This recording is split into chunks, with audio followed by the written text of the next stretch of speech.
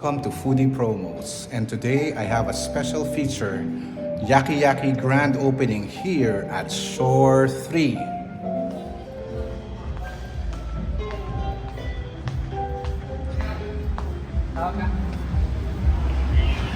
July 10, they opened today at Shore 3, Yaki Yaki 41st branch here at SMDC Residences Shore 3, which is so close to Mall of Asia. So they opened today, and this is the 41st store and the first in Pasay.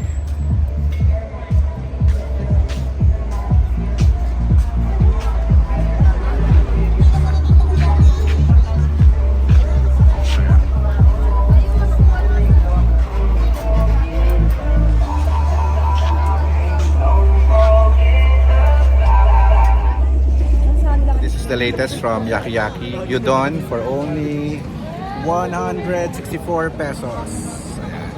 That's on Yaki Yaki 41st branch here at SMDC Shore 3. Punta na kayo sa branch nyo ngayon, sa first branch nyo sa Pasay, and the owners of Yaki Yaki. Punta kayo dito sa SMDC Shore 3.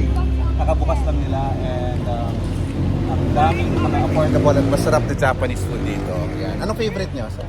At bakit nyo na-decide kunin yung Yaki Yaki? Kasi masarap yung takoyaki, tsaka yung ramen. Ayun po. Yun, sinabi na niya. Takoyaki at ramen. At so sabi nyo kanina, plano nyo kumuha pa ng ibang branches. If ever, saan other locations pinaplano nyo? Plano namin ilagay sa Arca South, FDI Taguig soon. Yan. Congrats. See you there. JC, VP of Yaki Yaki. Yan. Sir, can you tell me the story of Yaki Yaki? How it started, and now sabi mo 41st branch na and marami na kayong menu. This started when my partner, dalawa kami nito eh. When he went to Japan, nakita niya, meron doon isang stall na pinipilahan. So, what happened was, sabi niya, this concept we can bring to the Philippines. But the difference is, here in the Philippines, ang goal namin is reasonably priced siya. So that the ordinary one can enjoy. Kasi usually, yung mga ganitong quality yung Japanese food, medyo expensive, between 300 to 400 pesos. Pero kami, our takoyaki starts at 85 pesos. Our yakisoba is only at between 90 to 110 pesos. But yung ganong quality, pag pumunta ka sa isang Japanese restaurant, bilhin mo yun, mga 300 pesos eh. So, kami, the goal is, we want the ordinary one to be able to afford quality Japanese food. Last CD, kaya. Yes. So, paano niya nagawa, like yung sa ingredients?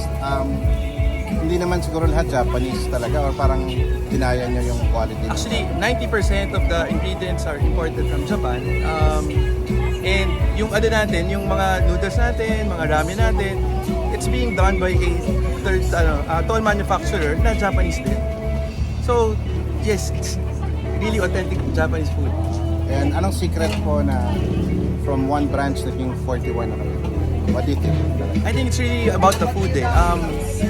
Since it's affordable and it's quality, marami talagang mga Pinoys na natutuwa dun sa sa pagkain at that price level. So when they go to the Yaki Yaki store, they see na, uy, this is value for money and I can afford this, eating this every day. About sa cleanliness factor, meron kayong ginagawa naman?